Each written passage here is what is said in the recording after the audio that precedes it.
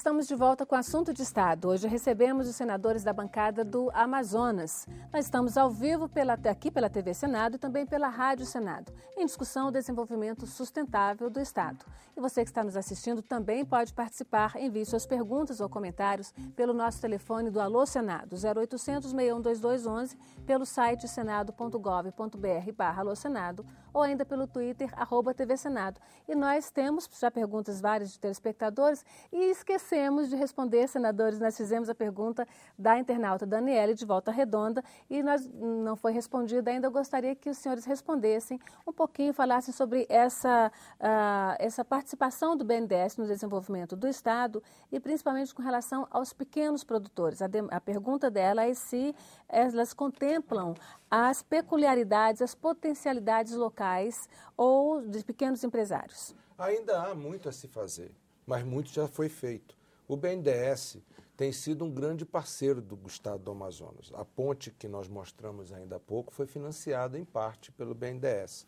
Agora, o BNDES acabou de aprovar para o governo do Estado do Amazonas e o governador Omar acabou de estar aqui com a presidenta Dilma, assinando com outros 9 governadores o novo programa de ajustamento fiscal do Estado do Amazonas, aonde o BNDES é fundamental para o financiamento da mobilidade urbana da cidade de Manaus, inclusive do monotrilho, preparando para a Copa do Mundo. Mas a pergunta da telespectadora é se financia os pequenos produtores e não tem esse financiamento. Também, mas... Não tem isso. Isso é feito através da Agência de Fomento do Estado, né? Calma, Alfredo, deixa eu molhar o bico. É o seguinte, no meu governo, inclusive, a Agência de Fomento do Estado do Amazonas, quando eu era governador, se transformou em agente financeiro do BNDES para que nós pudéssemos pegar aquele cartão do microempresário e pudesse implementar com aquele cartão o financiamento para microempresas. Hoje, a carteira de microcrédito da Agência de Fomento do Estado do Amazonas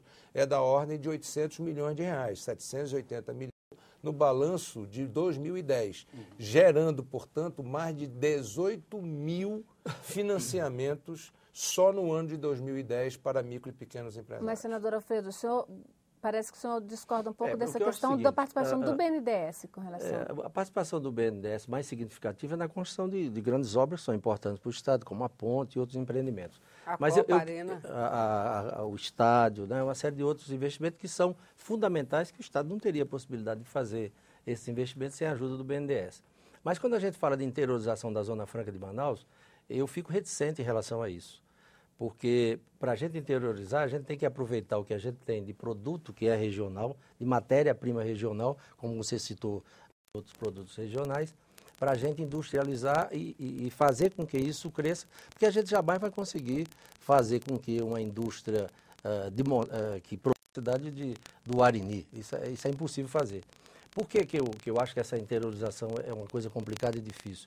Por falta de infraestrutura. A gente tem problema de energia elétrica em todo o interior do Amazonas. Mas esse problema, senador, eu acho que isso vai ser resolvido. Aí já entramos na infraestrutura. Está sendo, acho que não vai, acho que está. Nós estamos com a obra em andamento do Linhão de Tucuruí. Manaus hoje, nós conseguimos uma bela vitória, que foi a exploração, a construção do gasoduto Coari-Manaus, que, para quem não sabe, também o estado do Amazonas é o maior produtor de gás natural do Brasil em terra firme.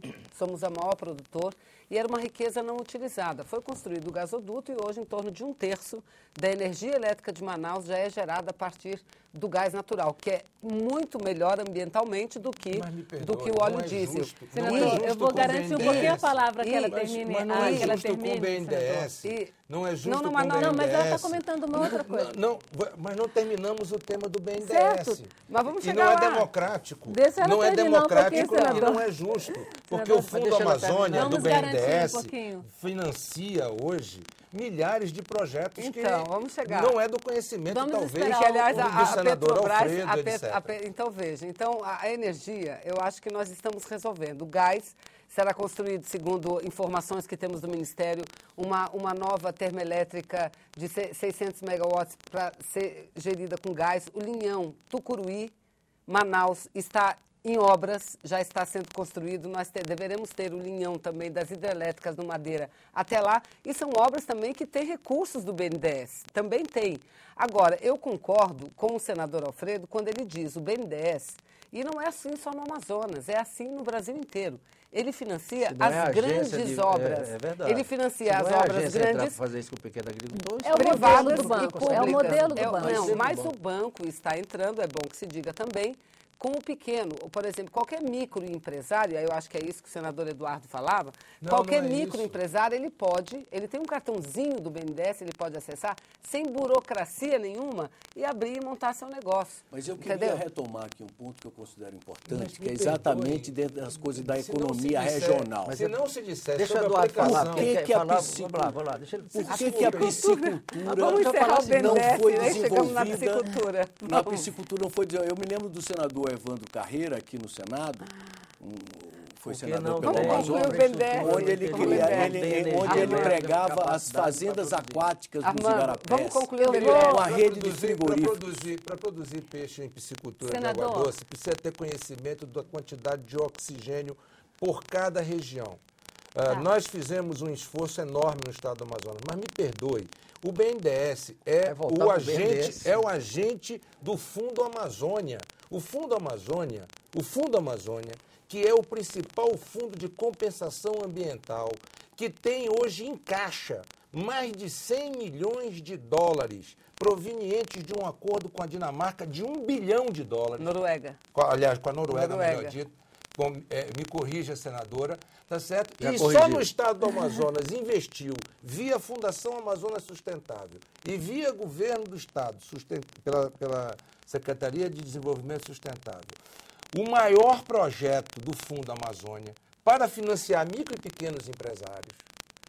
E com o BNDES está sendo desenvolvido um grande programa para financiamento de produtos sustentáveis, inclusive da borracha. Portanto, é preciso dizer o seguinte, há um modelo em construção. Senador, até pouco tempo atrás, não existia sequer preço mínimo para borracha. Não existia preço mínimo para castanha. Senador, não existia preço mínimo para a fibra da juta e da malva. Até para garantir um pouquinho que os outros também Você falem disse um pouco, bem, é um eu gostaria de fazer construção. uma pergunta para os senhores, que era até uma pergunta inicial, mas que a gente pode aqui até dar para o nosso telespectador uma visão mais ampla do debate, que é, no entender de cada um dos senhores, qual é o caminho do desenvolvimento sustentável do Amazonas, de uma forma do Estado, de uma forma assim geral, né? Falamos aí da Zona Franca, do Polo Industrial de Manaus, tocamos nas questões do BNDES, já começamos a tocar nas questões, outras formas de desenvolvimento, da piscicultura, da economia. Qual é, no entender de cada um dos senhores? Eu vou começar com a senadora Vanessa Graziotin, que está ficando aí mais restrita na palavra. Qual é, no seu entender, senadora, o modelo a ser aplicado de agora em diante, o que vem sendo construído para o desenvolvimento sustentável do Amazonas? Eu acho que essa é a palavra-chave, né? E falar em desenvolvimento sustentável, primeiro é defender a Zona Franca. Nós não podemos imaginar aquilo que você disse, mas a Zona Franca foi criada há 44 anos. Ela já não deu o que tinha que dar, não. Ela tem muito a dar ainda, mesmo que é o modelo correto. É um modelo que tira a pressão sobre a floresta. Então, nós temos que aproveitar o que a Zona Franca nos fornece também para desenvolver outros setores. Aí podemos chegar na piscicultura que você queria tanto falar. Eu também nós temos a maior reserva de água doce do planeta, de água doce de superfície, o maior rio do mundo está lá.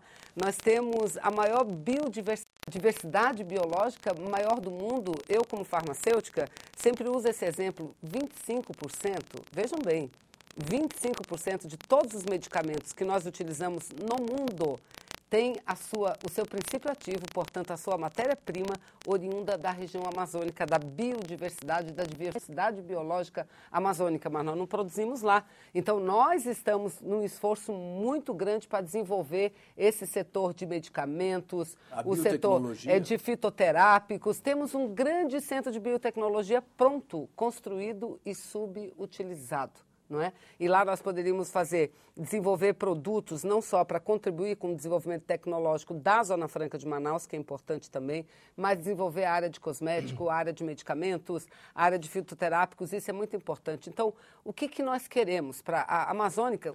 Por ser biodiversa, ela pode apresentar um modelo de desenvolvimento também diversificado, que não precisa ser baseado numa coisa. O ponto-chave para o Amazonas é, sim, a Zona Franca de Manaus, mas nós podemos desenvolver a exploração mineral. Nós temos a maior reserva de nióbio do planeta, de silvinita ali ao redor da cidade de Manaus, cujo produto principal é o potássio, que o Brasil depende de importação, o Brasil importa o potássio, podendo ser autossuficiente. Então, nós temos a piscicultura, e lá recentemente foi inaugurada uma fábrica iniciada ainda no governo de Eduardo, não é? Uma fábrica de processamento do pirarucu. Através de um processamento industrial, ele pode ser o bacalhau da Amazônia, o pirarucu processado, que é uma cultura milenar dos povos tradicionais da região e que a gente pode ganhar o mundo inteiro. Eu tenho alguns projetos aqui tramitando, um deles é que regulamenta a marca Amazônia. Hoje, o que o mundo conhece o Brasil já não é mais pelo futebol, não é mais pelo carnaval, é pela Amazônia. É o meio ambiente que preocupa o mundo e a Amazônia, como bem mostrado aí, é que dá regula o meio ambiente, a qualidade do ambiente no mundo. Então, nós precisamos fortalecer a Zona Franca e desenvolver os produtos a partir da nossa vocação natural, daquilo que a natureza nos dá. Senador Alfredo. Olha, a Zona Franca de Manaus, como eu disse, foi criada originalmente com o objetivo, corrigido depois pelo Eduardo, de substituir importações e de preservação daquela região que é importante para nós. Em relação à Zona Franca de Manaus, se a gente considerar a sua origem, é que a gente nacionalizou esses produtos, nós deixamos de importar muito mais matéria-prima, né, partes e peças, deixamos de ser uma indústria de montagem para sermos uma indústria efetiva e um polo forte. Agora, o que caracteriza uma indústria forte e que dá sustentação, que dá sustentabilidade a ela, é exatamente ter a matéria-prima para trabalhar, é ter um produto seu para vender. Nós fabricamos o que levamos dos outros, nós continuamos a substituir importações e fazemos isso muito bem. O projeto Zona Franca de Manaus pode não ser o melhor projeto para o país e pode não ser o melhor projeto para o Amazonas, mas é vital para nós, ele significa sustentabilidade e é o que nós temos. Mas agora, interiorizar... tecnologia, nós estamos absorvendo tecnologia. Estamos, mas não em relação aos nossos produtos. Nós estamos... É bom que se registrou nos últimos tempos, né? No começo era muito linha de montagem, né, Era senador? só linha de montagem, praticamente. Na sua origem era linha de montagem, porque a gente importava partes e peças, montava e vendia para o resto do país. Agora se industrializa e existe indústria como a Honda, que tem mais de 90% de nacionalização. Então, assim, interiorizar esse desenvolvimento não é uma coisa simples. Tem um erro no projeto porque nós centralizamos a economia na cidade de Manaus. Manaus detém mais da metade da população e 98% da economia. Então, o interior tem problemas sérios, que não dependem só, esses problemas não dependem para serem resolvidos do governo estadual. Eles dependem basicamente de uma infraestrutura que o governo federal precisa colocar. Como energia elétrica é fundamental, como é que se vai produzir alguma coisa? E sua opinião sobre a piscicultura? Olha, nós temos a matéria-prima, temos o produto, se a gente tiver uma boa infraestrutura de transporte. Eu fui ministro dos transportes, passei 6 anos tentando conseguir uma licença para construir o meio de uma rodovia de 850 quilômetros, que nós construímos os extremos e não conseguimos o licenciamento ambiental. O Eduardo sabe, e nós fizemos isso conjuntamente, nós criamos ao longo da BR-319, que já foi asfaltada, que existe desde a década de 70, que foi estragada e nós não conseguimos a autorização porque está na região amazônica. Senador, só para registrar, até